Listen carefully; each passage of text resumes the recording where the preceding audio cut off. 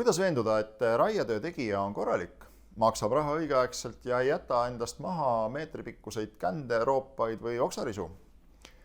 Omal käel võib töö teostaja leida tutvuste kaudu või interneti abil, kuid nii ei saa kindel olla, et hilisem tööde tulemus vastab metsaseaduses sätestatule, raie-eeskirjadele või metsanduse heale tavale.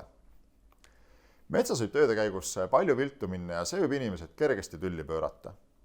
Kui ühel pool on metsaomanik, kes müüb oma metsa ehk kord või kaks elu jooksul ja tema vastas on metsafirma, kes tegeleb sama asjaga igapäevaselt, siis võite aimata, kes probleemide tekkimisel tugevam pool on ja kellest sõidetakse vajadusel kerge vaevaga üle.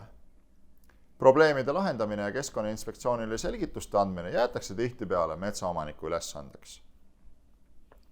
Oksjonikeskkonda kasutades ei tea metsaomanik samuti ette, kes täpselt tema metsas töid tegema hakkab, kuid aktsiaseltsis Timber olema ka selle ohukoha lahendanud. Meil on 200 metsafirmaga Eestis siduvad lepingud ja mitmetel juhtudel ka nende ettevõtete omanike ja juhtidega eraisiku käendused mitmesaja 1000 euro ulatuses. Käendused ja lepingud on tehtud selleks, et kõik Timber.ee oksjonikeskkonnast ostetud raied saaksid teostatud vastavalt seadusele ja heale tavale.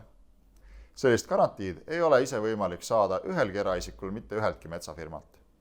Seetõttu ei ole vahet, milline konkreetne firma Timber.ee oksjonikeskkonnast võidetud metsas tööd tegema hakkab. See aga ei tähenda, et nende paarisaja tegija hulka poleks aastate jooksul mitte kunagi eksinud ühtki tõrvatilka. Probleeme tuleb siiski ette, kuid rikkuva osapoole vastu oleme oma juristide ja advokaatide abiga ka kohtusse läinud. Kohtuvaidlusi on võidetud metsaomanike kasuks või on need lõppenud metsaomanikule sobiva kompromisslahendusega ja lepinguid rikkunud firmadelt on ära võetud õigused oksjonitel edaspidi osaleda.